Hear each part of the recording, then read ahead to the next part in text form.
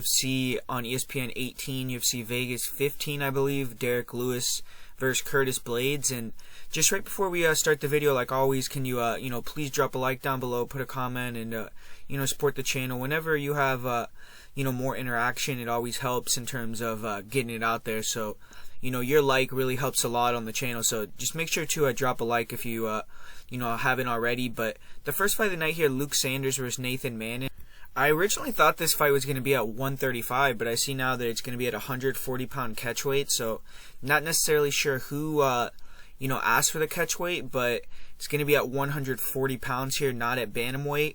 For Nate Maness, he did pick up a win in his UFC debut. It was kind of a lackluster fight, but did take the undefeated record from Johnny Munoz Jr., and that fight was at 145 pounds. It was up a weight class.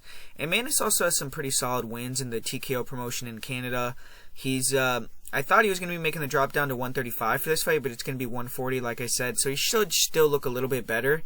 But Maness, he's a switch stance fighter. Good frame. He's 5'10", so he is going to have a height and reach advantage on most of his opponents. He's 4 inches taller than Luke Sanders. He doesn't really keep the range very well in his fights, though. Maness, he doesn't really use the jab. He likes to throw the lead hook. He likes to throw the lead hook straight down the middle combination, and he'll throw a lot of overhand rights. He likes to throw the overhand right, switch stances after it, then shoot a shot from southpaw. Pretty nice little uppercut. He has good timing on it. He has power in both hands for sure. He dropped Jesse Arnett with the hard left cross to win the TKO bantamweight title. I've seen him drop guys with overhand rights, with the right uppercuts, but doesn't really control the center a lot, and he doesn't do the best with pressure. He backs up. He kind of just looks to blitz in or time counters, but doesn't really control the center or do a lot in the in-between phases. But he does have pretty good speed and athleticism. His defense isn't the best. He bites pretty hard on feints. In his fight with Jesse Arnett and Taylor Lapilus, he kind of looked a step behind in a lot of the striking exchanges. He was able to catch Arnett and knock him out, but he did get knocked out himself against Taylor Lapilus. Lapilus landed a front leg side kick to the liver, folded Maness, and that is Maness' lone career loss, though, and he has 4 knockouts in his career, 3 in the first round. Maness, as far as a grappler, not really an offensive grappler. His defensive grappling held up pretty good in his last fight. He was able to defend most of the takedowns of Johnny Munoz Jr., and Maness was taken down in the first round. In my opinion, he clearly dropped that round. Didn't get up off of his back after he got taken down. Munoz was able to control the fight inside control. Actually got a fairly deep Kimura attempt that allowed him to get to the back, and he was able to dominate when he got on top. And basically at the end of the first round, Munoz was close to finishing the fight with ground and pound. So Maness didn't really show much at all off of his back, and he was also controlled against the cage for pretty long periods of times throughout the fight. He had to deal with 3 nut shots in the fight, but it did help him out because he got a point deduction, and that helped him win the decision. But Nate Maness was able to hit a body lock takedown very late in the fight, which probably did get him the 3rd round in the win. He's fought 5-round fights. He has good cardio. He has 2 submissions, so he's not really a big jiu-jitsu threat. But he's going to be taking on Luke Sanders here, who's going to be returning from almost 2 years away from the sport. He pulled out of his fight with Chris Gutierrez in August for undisclosed reasons. I believe he's had a lot of injuries, and he's been up and down in his UFC career. He's 3-3 overall. He's coming off that knockout win over Renan Barão, though, so that is probably the best win on his record. Sanders, he is an aggressive southpaw. He will probably have the speed advantage in this fight, and he likes to keep a wide stance. He stays light on his feet. He bounces in and out of range pretty well. He's good at constantly faking and feigning as he looks to enter his range to kind of disguise his blitzes. But he's a little bit wild on the feet. He likes to enter range with big overhands, throws really wide lead hooks. And, I just don't think he's that technical of a fighter. He kind of just tries to get very wild to close the distance, use his speed and, his power edge to kind of overwhelm guys, take him out. But he has to be careful with Maness because Maness can crack and Sanders can kind of get a little bit wild in the pocket. Sanders doesn't really kick a lot, but he has a good right kick to the body and to the head, good forward pressure.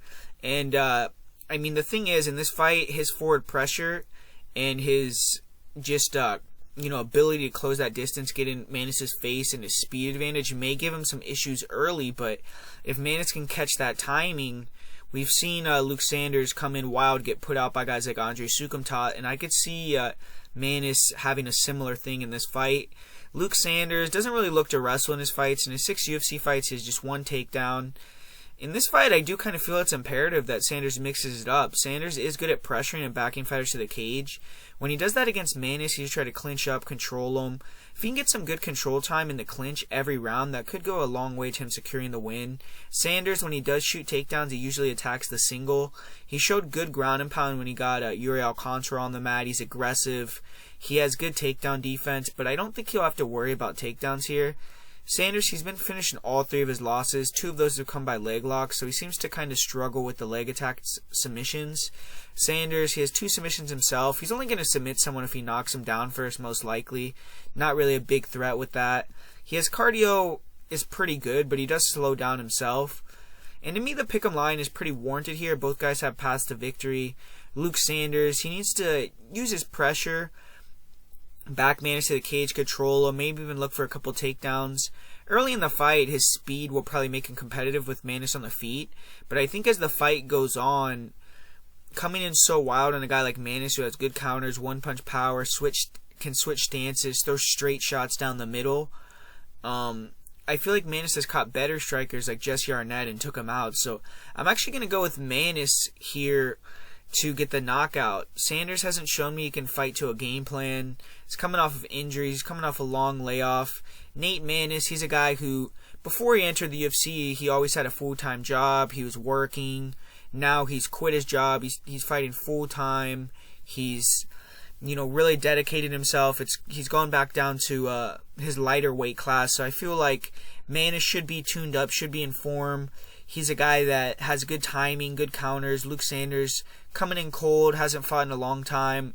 I got to go with Maness. I think Maness is going to catch him and knock him out at some point in the fight. So give me Nate Maness in this one. In this second fight of the night, we got a pretty explosive fight here with Mudaerji taking on Malcolm Gordon. Mudaerji, this is going to be his 3rd UFC fight. He's actually going to be a huge favorite in this fight. He's going to be taking on Malcolm Gordon, the Canadian. And Mudaerji, he's a fighter who entered the UFC at 22 years old, so he still has a lot of potential. He flashed some of that potential in his last fight against Andrei Sukumtat. He did lose his debut to Louis Smolka, but Mudaerji, he's another one of these Chinese prospects, so I'm sure the UFC would be trying to push him as well. He's athletic southpaw. He's extremely athletic. He has a dynamic striking style. He also has a great frame for 125 or 135. He's very tall, long, rangy guy. In this fight, he's going to be fighting another guy who has a pretty good frame for the division, so he's not really going to have a lot of height or reach on him. But Mudaerji has good forward pressure, he has in and out movement, he has kind of a long karate stance, and he keeps the range with these nasty side kicks. He has a laser straight left hand, very accurate. He has a hands-down style, and it makes him hard to read. It's hard to see when the punches are coming. He has nice round kicks, spinning kicks. Good job of landing the straight left hand and pulling fighters into his power. Good job slipping punches, just sliding just out of range and coming back. He will throw a really nice kick combinations, like a leg kick to a spinning back kick. He's a finisher. When he hurts fighters, he's extremely accurate. He can get wild at times, kind of lose composure and overextend on his shots, throw flying attacks from too close, end up on his back. And in this fight, though, his striking should be superior to Malcolm Gordon's. Mudaerji, his weak point is definitely in the grappling, but has been training all over the place. He went to American Top Team, he went to Tiger Muay Thai, saw him training with a lot of Russians, so he knows where he's weak at. He's been trying to improve that. Mudaerji has been submitted in all 4 of his losses. In his fight with Louis Smolka, he just couldn't keep Smolka off him. Smolka was able to get on the inside, dominated the clinch, hit takedowns at will. And Mudaerji, he shows good takedown defense in space. He'll sprawl on double legs, he'll limp leg out of singles. But against the cage, he needs a little bit of work defensively. His takedown defense looked better against Andrei Sukumtat, but Andrei isn't really a wrestler, wasn't really setting up the takedowns very well. And Mudaerji was able to keep it on the feet in that one, but Mudaerji on bottom isn't the best. He will hunt from submissions from inside his guard, but he uses that to create scrambles, and if you pass his guard, he's very susceptible to being submitted. So if Malcolm Gordon could take him down, he's going to be in big danger. Even if Gordon could pull guard and get Mudaerji on top of him and actually get him inside of his full guard. I believe he could potentially pose problems there as well. But Mudaerji showed good cardio in his last fight. I think he's the tougher fighter overall. Malcolm Gordon, he looked really bad, and he had his 4-fight win streak snapped in his debut in the UFC. Came out flat, got finished by Amir Albazi in the first round, and 7 of Gordon's last 8 fights have actually ended in the first round. So that's usually what happens in a lot of his fights. But Gordon, he's a little bit older. He's 30 years old, especially for flyweight. I mean, that's kind of on the upper end in terms of age there. He needs to get momentum going now if he wants to sustain his UFC career. Gordon, he's usually a natural flyweight. This fight is going to be at 135 pounds, so, he's a very fast fighter. He likes to use a lot of movement on the outside, pot shot with the straight right hand. Really sharp, fast punches, and he's a really snappy jab that he sets a lot of combos off with. He'll double, triple jab his way into range with a straight right hand. He'll actually, start orthodox with the double jab switch stances and shoot the straight left down the middle from southpaw. He throws a really long lead hook, but definitely has a weak chin, and he just struggles with forward pressure. When he gets hit, he doesn't take it well. He's been finished by strikes in 3 of his 4 losses, and he's been hurt in a lot of other fights. Even the fights that he's won, he's gotten rocked and routed a little bit. But his offense can look potent at times on the feet and on the ground. I mean, Gordon 100% has the power to put guys out. He has 3 knockouts, but I mean, like I said, that chin is a little bit questionable. He is a black belt, and he has skills on bottom and on top. He's likely going to have a big advantage if this fight can get to the ground. He will look for some level changes. He's good at pulling guard, then sweeping to top position. On the ground, he's always hunting the submission. He has good back takes. He'll attack guillotines, but he does give up position for submission. His guard is dangerous, so he can get away with it, but in his last fight, I mean, we saw at UFC level, at least first, a certain UFC fighter, Amir Albazi, that wasn't going to fly. But he does have nasty triangles, good arm bars. He'll attack even triangle arm bars, triangle kimuras a lot, and he does a good job of transitioning from submission to submission, chaining them together, and eventually he finds ones that sticks. But like I said, Malcolm Gordon, he got taken down with a single in his last fight. Albazi was able to pass his guard, mounted him, took his back, locked in that mounted triangle, and finished the fight. So he didn't look good on the ground in that fight. And Gordon has 6 submission wins, but yeah, like I said, his ground game on bottom when he got his guard pass didn't look very good versus Albazi. I feel like the last time Gordon fought, I kind of got blinded by his offensive skills. I kind of failed to see the deficiencies in his game. And sure, he's fast. He has the nasty combinations behind the jab. His punches are tight, fast, powerful. But he just really sucks against forward pressure. And every time he gets hit, he reacts. He doesn't really have good composure. He has a starting slow. He has a problem with starting slow in a lot of fights. Tends to get hurt in almost every fight he's in. And Gordon's going to need to get this fight to the mat, hunt the submission. I mean, the issue is Mudaerji. He's, the younger guy. He's going to be the guy that's improving at a faster rate. He showed much better takedown defense versus Andre Sukumtath, who I believe is, a bigger opponent and maybe even a better wrestler than Malcolm Gordon.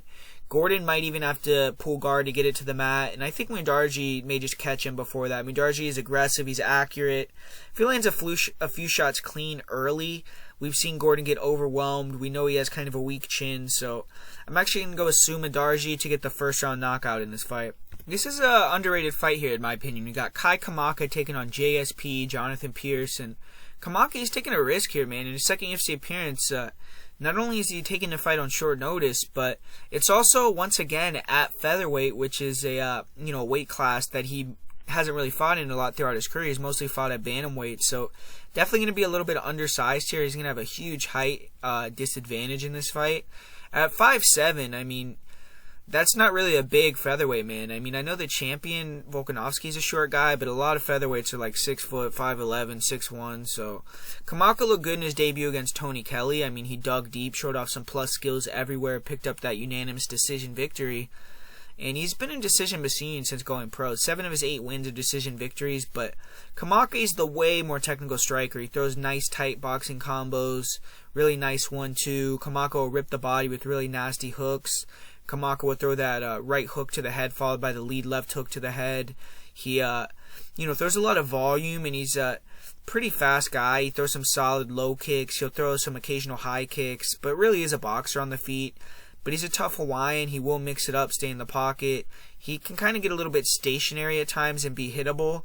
His last 2 fights were wars, but I mean, Kamaka doesn't have big power, but he does have good chin. He has no knockouts in his career, but he has been TKO'd one time. So, I mean, Kamaka, you know, his power isn't really there. So, I mean, in terms of knocking someone out like JSP, I don't know if I could see that happening, but I do think he's the much superior technical striker, and probably he's going to land a lot of clean shots on Pearce. But Kamaka, he's also a solid grappler. He has, you know, good level changes. He won his last fight with the wrestling. He has good double legs, shoot singles to push fighters to the fence, and then work the doubles. And when he gets on top, he's more about control, not super dangerous. He kind of just rides opponents out. And he's a dog, though. He has good cardio. He's, you know, willing to survive, you know, when he's hurt. He has good fight IQ. He'll mix it up, like I said. If he's feeling the pressure, he'll shoot the takedown, get it to the mat. His opponent, Jonathan Pearce, I mean, he didn't have the UFC debut he wanted. He was given a big opportunity. He fought an aging legend in Joe Lozon, but just couldn't capitalize on it. He got dominated, finished in the first round. And Pearce hasn't fought in over a year and a half, so he should have been hungry to improve after that ass whooping. Hopefully he comes in with some better skills. Pearce, he was expecting to face a completely different matchup here, though. He was matched up against you know, a long-rangey southpaw striker in Sean Woodson. Now he's facing someone who's 5'7". And Pearce is a killer be killed fighter. He's only gotten to decisions 2 times. He's 1-1 in those fights, but he's an aggressive, stiff striker. He throws hard shots, though. Good 1-2. He'll throw a nice pull counter upper. He throws some decent high kicks, and he's a dog. He'll pressure forward. He breaks guys with his pace, his ability to take damage. And it's a reckless style, but when he tires opponents out, he'll wane forward with combos. He's a good finisher. He has 7 knockouts in his career. And he's, I mean, his defense is very bad. I mean, his defense is basically just blocking punches with his face. He doesn't move his head at all. He got finished pretty brutally by Joe Lozon, but that is the only time he's ever been finished by strikes, and that kind of Homer Simpson defense has helped him in the past win some of these fights by just gassing these guys out. And Pearce, he is an aggressive grappler. He likes to close the distance, immediately get a hold of you, take you down. In the clinch, Pearce has pretty good knees. He has good elbows. He has good double legs. He's very strong, and you'll hit big slams. So I'm interested, if they actually grapple, I wonder if Kamaka is going to feel that strength advantage of JSP. And I don't know, maybe JSP will be able to get it to the ground. Pearce will catch kicks, bring it to the ground that way as well. And when Pearce gets on top, he throws really nasty ground and pound. He'll posture up and unload with some big shots. He has quite a few finishes with ground and pound, but isn't a big submission threat. He only has 1 career rear naked choke victory. He's been submitted twice in his career early on. I would say, I mean, not a very skilled fighter, but his cardio, his toughness are probably his best attributes. This fight is way closer than the line, in my opinion. And people will, you know, I think a lot of people are going to be putting Kamaka in parlays and all that, and I'm not really sure about that. I mean, Kamaka, I mean, he's fought at 125 pounds. He's fought at 135. Doesn't really have finishing ability at those weight classes. So Pearce was knocked out by Joe Lozon, but he's shown the ability to take damage in the past. If this becomes a slugfest, Pearce is the bigger man. Pearce is also a half-decent wrestler, so I don't know if Kamaka will be able to take him down and edge it out that way. But I don't know. I mean, Pearce just looks so bad in his last fight. He's really hittable. I feel like Kamaka is going to have a big speed, big technical advantage. So I'm going to go with the superior skill set of Kai Kamaka to edge it out. But I think it's going to be a close decision. I'm a little bit hesitant. So I'm actually going to go with Kamaka, but total pass for me. I mean, this would be a dogger pass, but, you know, I don't really have the balls to bet on Jonathan Pearce either. So it's going to be a pass for me on this one, but got to go with Kai Kamaka by decision. Man, I guess they're going to make us go through this one, man. We got Rachael Ostavich taking on Gina Mazany. And, yeah, I mean, Gina Mazany, rough run in the UFC, man. She's 1-4. She's been finished in less than 2 minutes, I believe, in 3 of those 4 fights, or 2 of those 4 fights, or 3 of her 4 fights. 3 of her 4 UFC losses have been in less than 2 minutes. So, I mean, it just shows the level fighter she is. But Mazany, I mean, she is going to be training at Glory MMA for this fight. So maybe she's going to look a little bit better. I mean, the last time we saw her against Julia Avila, she was getting finished in 48 seconds in that fight. Mazany, I mean, not the best striker. She's a southpaw, and she definitely has improved that straight left hand. I mean, you could tell she's worked on her striking. She will shoot that left cross to the body a lot, and she likes to throw the lead hook. She keeps good pressure on opponents, and she's definitely improved her hands, and she will mix in some kicks. She'll throw some low kicks. She'll even go high with the kicks, but kicks are not very good. They're really telegraphed a lot of the time. And Mazany not only has a weak chin, but she's very weak to the body. Her defense isn't the best, and she's been finished by strikes in her last 2 losses. She has 2 wins early in her career on the Alaskan regional scene by KO TKO, and a win recently on King of the Cage, but she hasn't beaten anyone by finish that's worth anything. And Mazany, she's a grinder. I mean, all her fights usually end up grappling in the clinch, and she's going to be strong. This fight is going to be at 125 pounds, so I'm sure she'll try to, dog some girls out by grinding them against the fence in this division. In Mazany's last 2 fights, though, she's been hurt in the clinch with knees to the body and finished, and she actually, got face planted by Macy Chiasson. In her last fight, it wasn't as devastating a knockout, but she got finished again. Mazany's takedown defense is also not very good. I mean, she's only been able to defend 20% of the takedowns against her in the UFC. Offensively, I mean, her lone win in the organization came via grappling. She was able to take in on Yanan Wu down, get her against the fence, control her. She had 5 takedowns in that fight, some control, ran away with the decision. She was also able to hit a couple trip takedowns against Lena Landsberg. But on top, Mazany doesn't really pose a ton of danger. She doesn't really have the best top control. She does have 2 rear naked choke victories, and she did get submitted, dominated herself by Sarah McMahon when she got taken down. But Mazany does have the mentality and heart to push hard, but she does slow down in fights. Her cardio could be a lot better, and I do question her. Like, when she gets hurt, I feel like she looks for ways out, so that's never something I like to see either. But Rachael Ostavich, she's making a return to the UFC. She's had a long layoff, USADA suspension, and I mean, Ostavich, she has a big following for Instagram, things outside of MMA, but I mean, she has a sub 500 record, man. She's 4-5. Her UFC record is 1 win and 2 losses, and she's definitely the more technical striker, I guess. She has the speed advantage, she has better footwork, decent movement. She does try to stay in and out, and she does a good job slipping and returning with the lead hook. She'll explode with the jab cross or jab overhand, and she will feint level changes, rip the body, or come over the top with the overhand. She'll throw some low kicks, some front kicks up the middle. She has a pretty solid rear leg round kick, but she has no power. I mean, that's the issue with her striking. She really doesn't have any pop in her punches. She doesn't really throw powerful kicks, so people don't really respect her striking at all. And her defense is really bad. She doesn't move her head. She can get caught clean. She throws a lot of naked kicks, and a fighter with a good jab will give Ostavich fits, man. They'll just keep her on the outside. She won't be able to get on the inside. And Ostavich, she's a grappler. Wrestling has been super effective in the UFC, actually. I mean, Ostavich has completed 100% of the takedowns she's attempted. She had 4 takedowns and was really dominating the fight prior to getting caught in an armbar against PVZ. She only needed 1 takedown to submit Karine Gevorgian in her UFC debut. Got the first round submission in that one. She actually sets her shots up well with her strikes. She has fast level changes. She's actually decent in scrambles as well. She's good at taking the back.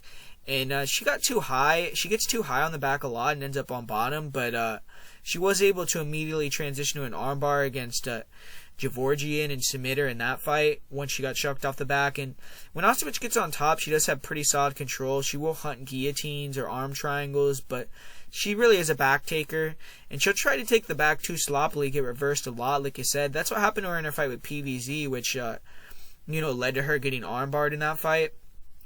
Ostavich, I mean, she showed good takedown defense against Montana De La Rosa. De La Rosa got super deep on a couple takedowns, but could never really finish them. And Ostavich even hit a really nice roll and scramble to take the back in the 3rd round against Montana.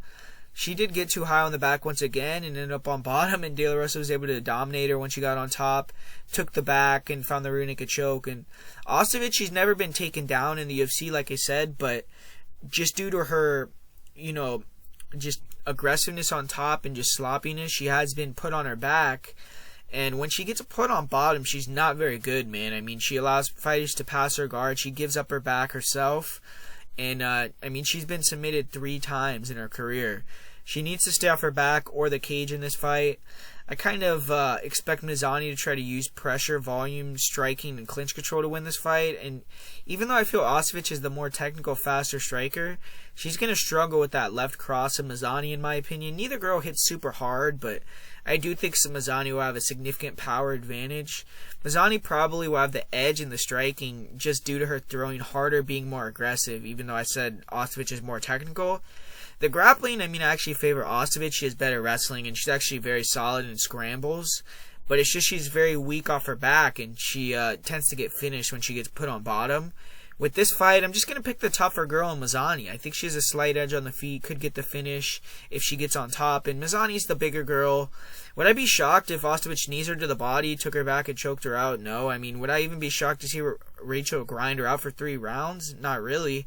But I'm just going to say Mazany uses her size, her striking to back Rachael up, land the more numbers, and, maul her against the fence at times, get a decision victory. So I'm going to go with Gina Mazany in this fight. Yeah, what a great fight this is, man. I mean, we've got 2 0-2 UFC guys. Martin Day, he most recently fought in July, got knocked out by Davey Gran. He also has that kind of controversial loss to Pingwan Liu.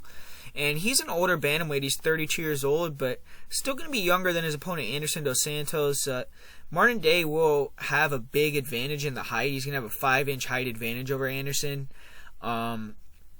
He's definitely the better all-around striker, but his chin is questionable for sure. And Anderson Dos Santos, I mean, he's also started his UFC career 2-0, or 0-2, excuse me.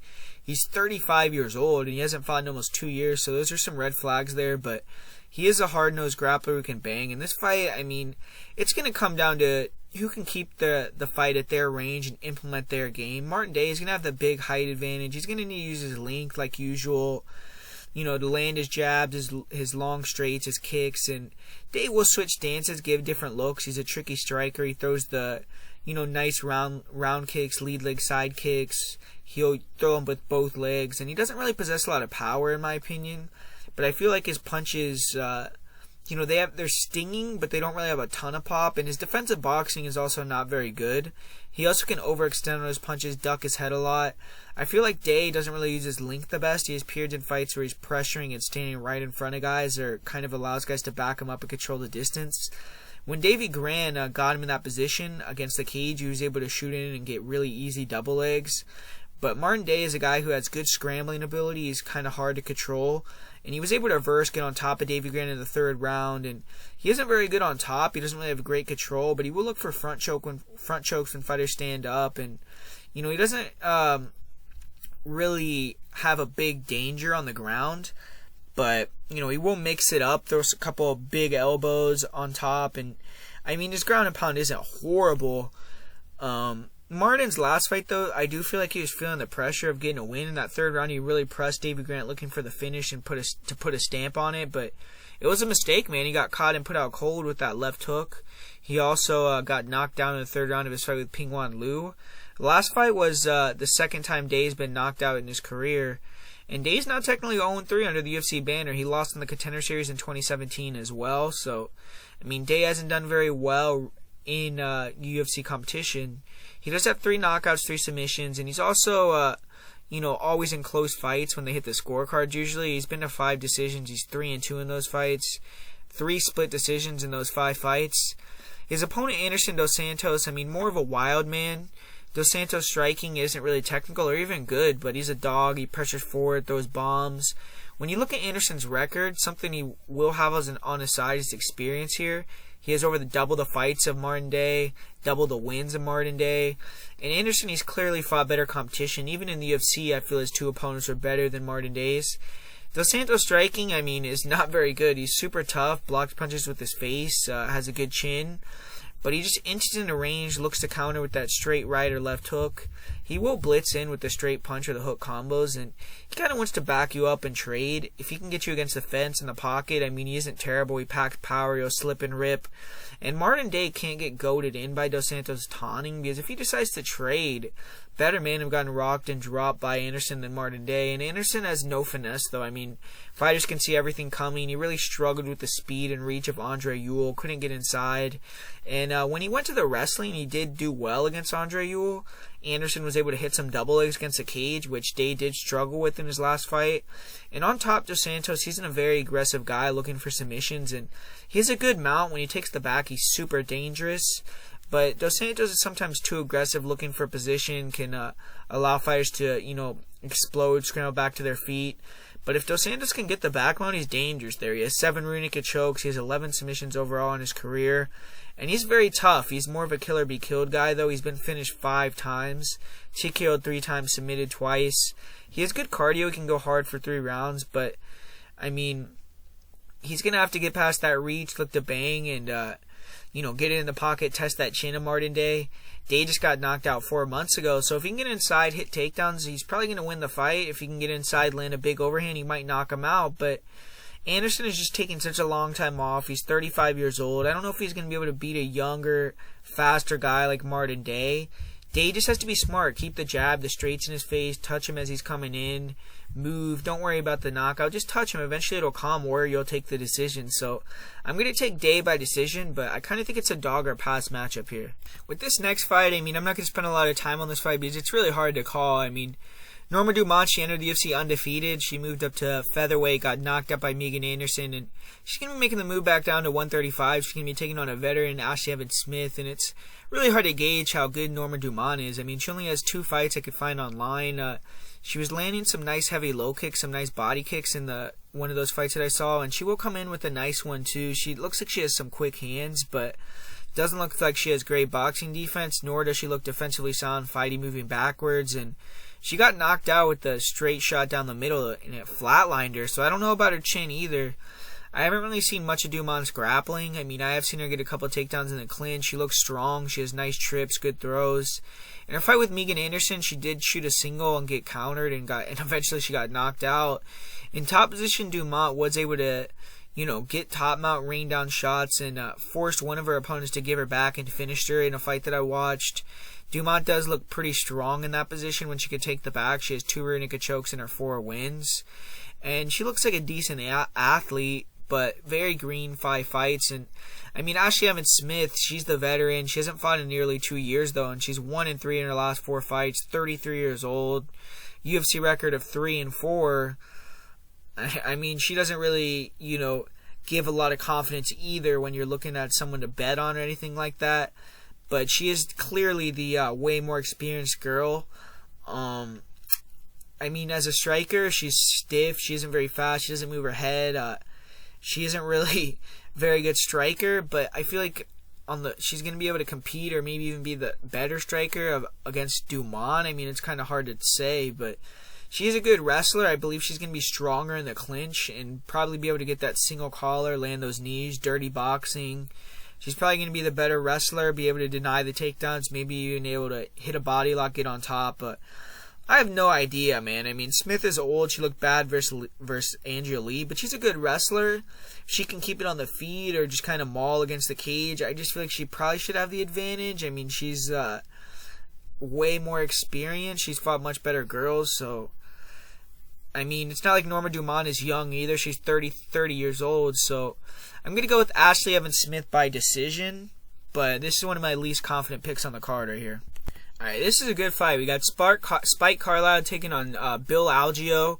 Both these guys I feel have been fairly impressive in their UFC run. Spike Carlyle, he obviously had that really good debut against Alon Cruz where he went in there and was just able to overwhelm him, hit him with those big elbows when Cruz shot in, got on top, and finished him really quickly with the ground and pound. And that's Alpha Ginger's thing, man. I mean, 7 of his 9 wins are first-round knockouts. We saw once again in this fight with Billy Q. Came out like, a bat out of hell, went in there, got on top, tried to finish with ground and pound, was throwing Billy Q around, really showed his athleticism and power for the division. But in terms of striking, man, I mean, I feel like Spike Carlyle has some of the worst striking men in the UFC. I mean, he has no technique. I mean, he'll throw some of these question mark kicks, some high kicks, but doesn't set things up at all. I mean, in his 2 fights in the UFC, I mean, he landed like 1 high kick against Alon Cruz, then Cruz shot in on him, and against Billy Q, I mean, there was really very little striking in that fight. I mean, Alpha Ginger is just a freak, man. He was sprinting across the cage, throwing flying kicks, and really just forcing that distance to be closed. But I mean, he holds his hands low, super low. He crashes forward with the left hook, straight right hand. He'll throw some spinning attacks, but his defense is just not good. I mean, his hands are completely down. his wildness is just going to cost him at the UFC level. I mean, we even saw, like, in his last fight, he got up with like 10 seconds left in the first round, walked away, got dropped. But, I mean, Carlyle does have 4 first-round knockouts, 2 knockouts in under 1 minute. So, early on, you have to be very careful with the guy. And he is a very good grappler. I mean, his takedown defense looks questionable. I mean, he relies on attacking guillotines to counter takedowns. He'll pull guard with the guillotine. He has faith in his jiu-jitsu. He'll attack triangles, arm bars off his back. Good scrambler. But I've seen him lose due to getting taken down on the regional scene. And Carlyle, he will go for takedowns himself. I mean, he'll shoot really good double legs. He's super strong in the clinch, and he's good at chain wrestling. He'll hit nice throws. When he gets on top, I mean, he tries to get them out, pound you out, take the back, get rear naked chokes, and very aggressive, especially early. I mean, he keeps a heavy dose of takedowns going in the first round, but he almost gets desperate with the takedown. If a fighter is actually keeping the range, you could tell he doesn't like that at all. And in terms of the striking, I mean, Algeo is going to have a huge advantage. I mean, Algeo has much better distance control. He's going to have the height and reach advantage. He's going to need to keep that jab in his face, throw the straight punches, try to keep the range. I mean, a lot of these guys that fight Spike Carlyle, right away, I feel like they get kind of spooked by his power and maybe like his speed, his explosiveness, so they want to clinch up, try to get him tired, and maybe do that, but you got to make sure that you're protecting yourself, because he's going to be spamming those elbows when you shoot in on his legs, and you have to be able to keep him off of you and keep the fight on the feet, or be able to scramble back up, not get overwhelmed early when he takes you down, gets into a dominant position, tries to finish, and play that long game like Billy Q did. The thing about Billy Q is he's always kind of been a questionable wrestler, and kind of always has had that issue where he's a slow starter and has to come back and get victories. With Algeo, I feel like Algeo is a superior grappler to Billy Q.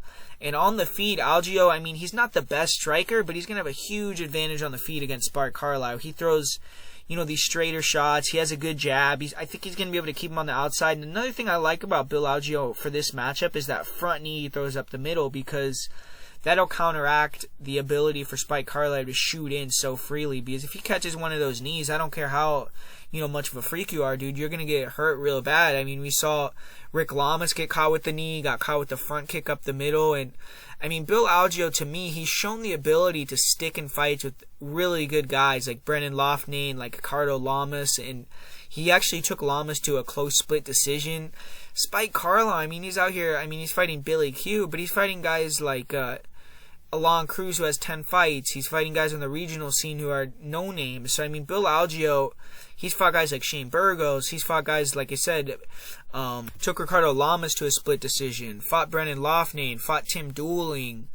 He's fought Scott Heckman. He's fought a lot of these guys that are much more experienced, have way better careers than anyone Spike Carlyle has ever fought. And Algeo is a very tough guy, man. He's not a guy, in my opinion, that's going to go out there, act like Alon Cruz, get overwhelmed to get finished in the first round. I think if he gets taken down, he's going to stay calm. He's a black belt, and he's going to be able to ride it out. And I think in those second and third rounds, like every time you see Spike Carlyle, he's going to be exhausted, man. He's going to be very tired. He's going to be labored going for those takedowns. And I actually see Algeo starting to pick him apart, being the superior striker, maybe even hit some takedowns of his own, win some of the grappling scrambles. And I think Algeo is going to catch him, man. I think he's going to knock him out with that front knee either in the second or third round. So I got to go with Algeo here. I mean, I know a lot of guys like Spike Carlyle. They think he's like a good prospect. I think he's an interesting guy, obviously, but with this fight, I just don't really know, man. I got to see Spike Carlyle give me the win here. I mean, I have to see him be able to take out a guy like Algeo in the first round, who's that good. I mean, the best guy he's taken out is Alon Cruz, so I don't really rate. Or I have to see his ability to win 2 rounds against a guy like Algeo. I don't think he's going to be able to do that. So I got to go with Algeo to get the win. I think he's going to have this superior gas tank, this superior skill set on the feet, and be able to be the more technical fighter and find the knockout. This is a real good fight right here. We got Takashi Sato taking on Miguel Baeza. Miguel Baeza, I mean, he's a 3-0 guy who's been pretty impressive so far to start his UFC career. He's long, he's rangy, he's athletic, and isn't really super high volume, but he controls distance and the pace with his speed, his ability to pot shot, and he will get busy with that low calf kick early also. In his UFC debut, that low calf kick won him the fight against Hector Aldana. He finished him with leg kicks. And Baeza, he's mainly trying to catch you with that pull counter straight right hand. He has a fast 1-2. He has a really nice counter left hook as well. He dropped and finished Matt Brown with that left hook. On the inside, Baeza doesn't really offer much though, and he gets a little bit overwhelmed. He holds his hands low and kind of tries to roll with shots, wait for opportunities to return, but when he does, he's usually a super wild. At range, if he can line you up and land that right hand, though, he can put you out. He showed that once again versus Matt Brown, dropped him hard with that in the first round. Matt Brown got to him early, but he recovered, then took out Matt Brown, and Baeza has 7 knockouts. He isn't really a grappler, but good front choke, so used to defend takedowns. He's hard to take down. I don't see Sato even trying. And as fights go on, Baeza does slow down. His hands get low, and he starts to allow fighters to control the center and back him up. He also is a little bit hittable. He's gotten rocked in a couple of his past fights. And against a knockout artist like Takashi Sato, he definitely has to be careful. Sato, he's won 7 fights, his last 7 fights by knockout. 10 of his 16 wins are first-round knockouts. And just like the one he got his last time out against Jason Wade in 40 seconds or so, he was able to go in there, get the win by knockout, less than a minute. And he's 2-1 in the UFC. He's one loss has came against a guy that was in the top 15 in Bilal Muhammad. And now that he's at Sanford MMA, I expect improvements from him as well. He's 8-2 since 2015, and those 2 losses have came against good guys, Bilal Muhammad and Glyco França. This is kind of a more favorable matchup than those guys because this will likely play out on the feet for Takashi. Sato, he's kind of a similar fighter to Baeza. He's a southpaw. His money shot is that straight left hand. He'll shoot it very quickly to the body, to the head. Good timing on his straight lefts, and his jabs have good timing. You can catch guys as he's moving backwards or meet him in the middle. Really kind of a counter style, but he's fun to watch. I do feel Sato throws straighter, cleaner shots than Baeza. One thing I've noticed about Sato, though, is due to him holding his hands low, he gets hit with a lot of check hooks, and that's something that Baeza is really good at. And Takashi Sato isn't going to really threaten with the takedowns. I mean, he is a judo black belt. He has gotten a couple takedowns in the UFC, but isn't one to push for that. So this is going to be a range striking fight. Baeza, I believe, is a little bit longer. He's going to be a little bit faster, more athletic. But I think Takashi's a little bit more technical, so I wouldn't be shocked if Takashi caught him clean with that straight in the first round. But, Miguel's shown he has a really good chin. Both guys in camps want to win this fight, though. I mean, this is Sanford MMA versus MMA Masters. I mean, Usman versus Colby Covington. So, I mean, this is going to be a highly competitive fight, in my opinion. I think they're going to both be going out there gunning for the finish. But I just think Miguel Baeza, he's longer, he's more durable, he's probably a little faster, like you said, more athletic. He's the younger guy. So I'm going to pick Miguel Baeza to get a second round TKO in this fight. But I do feel like Takashi Sato is a live underdog here. In this next fight, we got a flyweight fight. We got Amir Albazi taking on Zhalgas Zhumagulov. And Amir Albazi had an impressive showing in his debut. He dispatched of Malcolm Gordon pretty easily, finishing him in the first round. And really good record. He's 13-1. His only losses come to former UFC fighter Shorty Torres. And Albazi is getting a significant step up in competition from Malcolm Gordon, when he takes on the former Fight Night Global Champion in Zhalgas Zhumagulov. But Albazi, he's a grappler, but his striking isn't horrible. He's big for the division. He's going to be the taller, longer guy in this fight, and taller and longer than most of his opponents. He likes to work behind the jab. He has good in and out movement. He'll jab the body a lot. Throws some heavy 1-2s. He likes to throw the jab, overhand right. He throws a really sharp uppercut. He's hurt several of his opponents with that uppercut. And he will throw a lot of front knees up the middle. He'll throw some good round kicks, front kicks, some spinning attacks, and he's good at feigning level changes, freezing opponents, coming back with the shot. And the issue with Albazi is he does drop his hands and he floats his chin, so he's there to be hit flush. He's been dropped and hurt because of that, and Albazi overextends on the jab a lot, doesn't move his head when he throws it. Torres was able to counter his jab with the overhands, with hooks, and Albazi is still yet to ever be finished, though. He has no quit in him. Even after being dropped multiple times against Shorty Torres, he never stopped coming forward. And Albazi is a strong grappler. He's very aggressive. He looks for the submission early and often. 4 of his last 5 wins have been first-round subs, and he has good timing on his level changes, solid takedowns in the clinch. His freestyle wrestling is average, but he does have good timing on the level changes, and he had a nice single against Malcolm Gordon, but I have seen a couple fighters counter a single with the strong whizzer and put Albazi on his back, but Albazi, he's very aggressive, looking for the back or to jump on the neck in the clinch. He'll jump on the back from standing. Whenever he has a chance to take that position, he will. And when he gets there, he has excellent control. He'll get the body triangle locked in, hunt through and choke. And And when he gets that back load, he's usually taking the neck home or at least keeping his opponent in that position for the entire round. Albazi will pull guard. He's comfortable off his back. He has a solid guard, dangerous subs. He has a good Kimura from inside his guard. He had a nice triangle against Malcolm Gordon. He did seem to get a little bit tired in his fight with Shorty Torres, and he became more comfortable fighting and staying on his back. Spent the majority of the third round on bottom and lost the third round in a 1-1 fight due to that. But Albazi has 8 submissions in his career. He's a warrior. He's super tough, and he breaks a lot of guys with the pressure and the pace that he brings. He's only been in a decision 1 time in 14 fights, and he lost that fight. But that fight was a pretty close fight against a high-level opponent in Shorty Torres. Zhalgas Zhumagulov, he was unsuccessful in his debut. He had a decent showing, but lost that close decision against Raulian Paiva. And Zhumagulov, he's proven he's around top 15 level, even without a UFC win. I mean, even though these victories are a little bit controversial, he has some wins over guys like Ali Bogatinov, Tagiru Ulanbekov, Tyson Nam. And, he needs a winner to avoid being cut, though. Starting 0-2 in the UFC at flyweight is not a good look. And Zhumagulov, though, to me is super boring, man. He's super low volume. He has decent boxing. He'll switch stances, but just isn't very dangerous or fun to watch. He really only looks for the left hook. He goes to the well with it over and over. It's definitely his money punch. He'll throw the low kicks to left hooks or vice versa. And he has some decent body shots. He'll close the distance with the body shots, come up into hooks. He'll do the same with the uppercuts into hooks. And he has good forward pressure. He can cut the cage off well. Good head movement, good defense overall. But low volume, walks forward and backwards in straight lines. He will mix in some fake level changes and then throw spinning attacks. And he is a decent fighter overall, but isn't very dangerous in my opinion. He has 6 knockouts in his career. He's only been finished once by strikes, but he's a well-rounded guy. He has fights where he has striking heavy game plans, other fights where he has grappling heavy game plans, and he has pretty nice double legs. He has decent top control, but not the best. Usually guys are able to scramble and get back up when they take him down. He only has 1 career submission. He did land a couple foot sweep takedowns against Paiva, but never got into top position in that fight. His takedown defense is above average. He has been taken down and controlled in a lot of fights, but he's been able to get back up, and he makes it hard. He makes guys work for the takedown. He has good cardio. He has the will to win. He'll push hard in the third round. I'm not super confident on either side in this fight. I do think Zhalgas has the better striking. He's going to be looking for the counters, but his style is so basic and predictable. Albazi needs to try to stay a bit sharper on the feet, but he avoids the left hook. He's going to be competitive on the feet just by throwing more strikes, being the aggressor. If he can keep the pressure and get Zhumagulov against the cage, he should be able to control him. My pick's going to be Albazi by second round submission.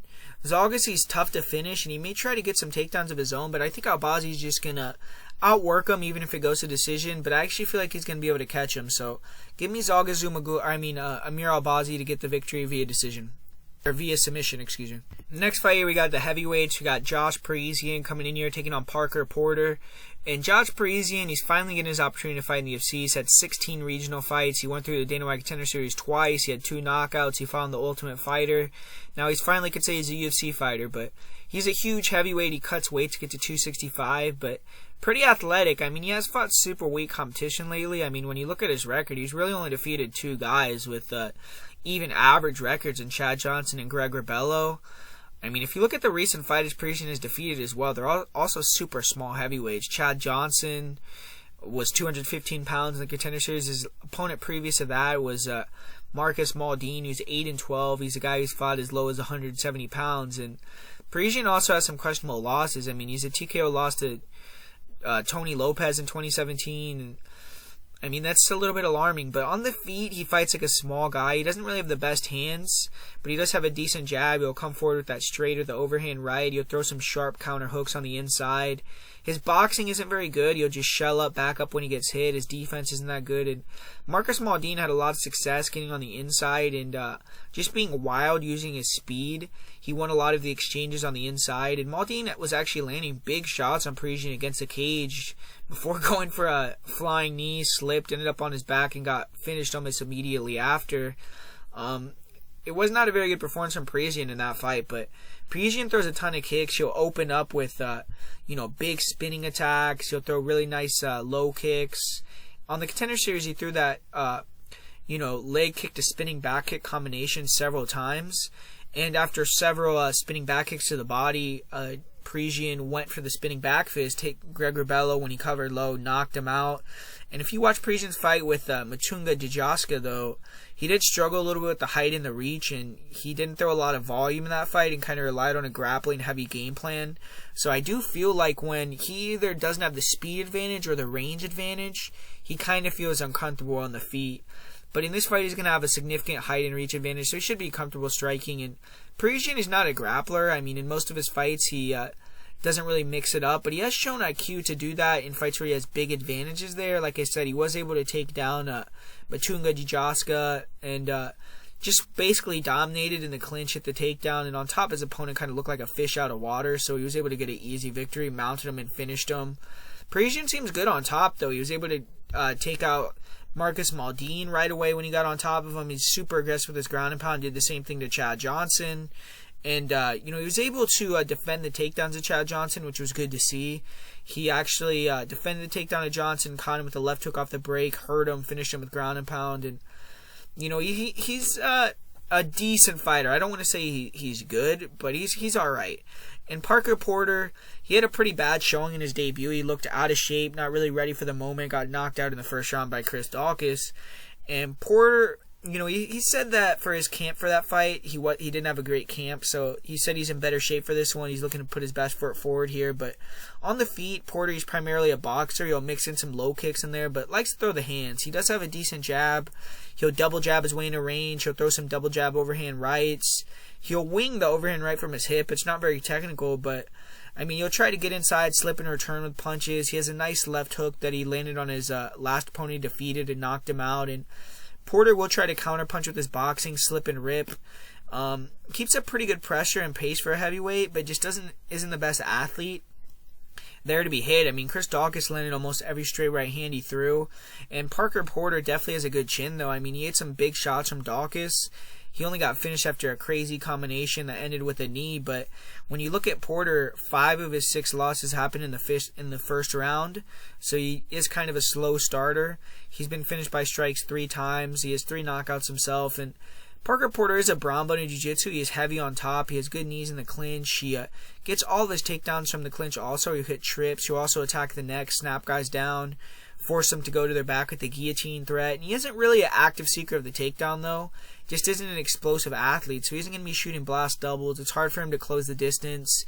He tends to get into the mat by reversing his opponent's takedown attempts. He does have good takedown defense. He's kind of short. He has a low center of gravity, pressures forward, gets these guys, thinking with his boxing. They shoot in on him. He blocks it, gets on top. And when he does get on top, he's slow, deliberate, and methodical. He advances to position, softens you up with ground and pound, and eventually takes you out with the submission. His ground and pound doesn't really look very dangerous, though. He does have a good sub game. He will attack the arms, Kimuras, anacondas, good back takes. He's been submitted a couple times early in his career, but I think he's shored that up a little bit. And he doesn't look like he's in the best shape, but he has surprisingly good cardio. And Parker Porter, I think he's being a little bit underestimated here. If he can make this a close-range fight and back Parisian up with the hands, I think he has the better boxing. Porter's probably the better grappler as well, even though I don't think he can take Parisian down. Porter also is durable. He has good cardio. With the style Parisian has, which includes a lot of movement, kicks, spins, if you can't get Porter out of there in the first round, this fight could change. If you look at Parisian's record, he's finished 8 of his 9 wins in round 1. He's just 1-1 in decisions, with that one decision win being a majority decision, so it wasn't even a unanimous. With all that being said, though, I just think Parisian is the way better athlete. At range, he's going to land a lot of clean shots on Porter. He's going to have a good little size advantage in this fight. It's going to help him keep Porter on the outside. He's also much faster. Porter needs to land these low kicks, slow down Parisian. But I think the body attacks of Parisian will slow down Porter too, maybe counteract the potential gassing of Parisian. And, like I said, Parisian's a guy that starts fast. 8 of his 9 wins are in the first round. 5 of 6 of Parker Porter's losses are in the first round. So I just see Parisian coming in here being the superior guy, faster, a little bit better on the feet, catching him, taking him out in that first round. So give me Josh Parisian, first round knockout. In the co-main event here, we got a light heavyweight fight. We got Anthony Lionheart Smith taking on Devin Clark. And Anthony Smith, he's kind of fallen back to earth. After starting his light heavyweight career in the UFC 3-0, he earned a title shot. He's lost 3 of his last 4 fights. His last 2 fights, he's been absolutely destroyed. Everyone remembers the massacre at the hands of Glover Teixeira. He was literally handing his teeth to the ref in the middle of the fight. fight, took 3 rounds of 10-8 damage, and he followed that up with getting his leg kicked to death and losing a 30-26 decision to Alexander Rakic. So, I mean, he's coming back just 3 months after that fight. He isn't giving himself the time to recover physically or mentally from these fights, in my opinion. I don't know why he's continuing to come back so quickly. But he's going to be taking on another guy who's on the other end of the coin with Devin Clark, who's won 2 fights in a row, arguably had the biggest win of his career his last time out there, defeating Alonzo Menefield. So Devin Clark, he's on an upward trajectory. It looks like Anthony Smith is a little bit on his way down as of now, but when you're looking at the fight, I mean, it's a striker versus grappler matchup with Anthony Smith. I mean, he does, in my opinion, have better grappling than Devin Clark has striking, but the wrestling, I don't know if it's going to be there. I mean, Anthony Smith just does not have good wrestling defense. We see him get taken down a lot, and the game plan is kind of out there to beat Anthony Smith. Throw the leg kicks, move around, pull him into your takedown attempts, and once you get on top of him, you're going to be able to out-grapple him, keep him on his back. Just avoid the guillotine when you shoot in, and he's probably going to stay on his back for the whole round. I mean, he likes to fish for submissions in his guard and just isn't very proficient with it, though. So, I mean, we saw his last fight with Alexander Rakic. He spent basically 3 rounds on his back just hunting submissions, and he was kind of being aggressive trying to take the back, and he ended up almost taking the back a couple times, but just couldn't stick the back, kept getting shucked off. And with a guy like Devin Clark, I mean, on the feet, Anthony Smith is definitely going to be much superior, and you always see a guy like Devin Clark. I mean, it seems like he has good moments, man. He drops Alexander Rakic. He's beating Jan Blachowicz on the feet. He has good speed, but the issue with Devin Clark's striking is just too spastic, man. I mean, he, get overwhelmed when he gets hit. He'll close the distance super wild, get super wide open, get caught coming in, and sometimes he can just throw himself to the ground by just being too aggressive, throw a big overhand. Like against Rakic, he threw a big shot, ended up on his back, got finished with ground and pound. When he fought Jan Blachowicz, he fell into the clinch, got hit with the standing rear naked choke, bulldog type choke. And so, I mean, he's just shown these abilities, or these things in other fights where he makes mistakes, loses composure, and gets finished. So against a guy like Anthony Smith, where his whole game a lot of the time is to kind of stick in the fight, pressure, try to break guys with your cardio, the fact that you're still there, you can't finish them. I mean, Lionheart, and then he gets him in these positions, they lose composure, and he takes them out. He gets a rear naked choke, he'll get a elbow knockout, he'll land a straight left hand down the middle and knock you out. So he'll land a high kick. So, I mean, Devin Clark has to be careful for a lot of weapons from Anthony Smith on the feet. But, I mean, if Devin Clark comes in there with, a smart game plan, early on, maybe just try to close that distance, get in on the legs immediately, throw a big overhand, get in on the legs, take him down, control them, or, move around, try to land a few low kicks and pull him into a takedown attempt, but just don't trade wild with him. Don't lose your composure on the feet. Just stay disciplined, use your speed, mix it up, go up, down, throw the overhand right, shoot in on the legs, have good timing on your takedowns, and you'll probably be able to get the win, man. You just can't get tired. So these are the big things with Devin Clark. I mean, I feel like he's better than Anthony Smith, but he just has to have the composure. So if he gets rattled, he gets rocked, he has to be able to show the ability to stay calm, get out of the situation, move around, do whatever he has to do, hit a takedown, and not, just lose all composure and get finished.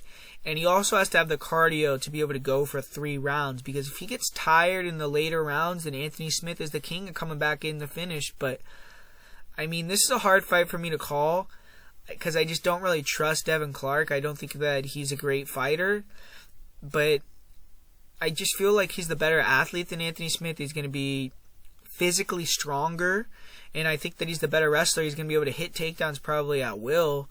And when he takes down Anthony Smith, I don't know if Anthony Smith's going to be able to get up. So Devin Clark just has to avoid getting swept. I mean, sometimes Smith will catch that guillotine, use it to sweep. And if he can, sweep, get on top of Devin Clark, I think he's going to probably finish him, because Anthony Smith is good on top. So that's always something you have to be worried about.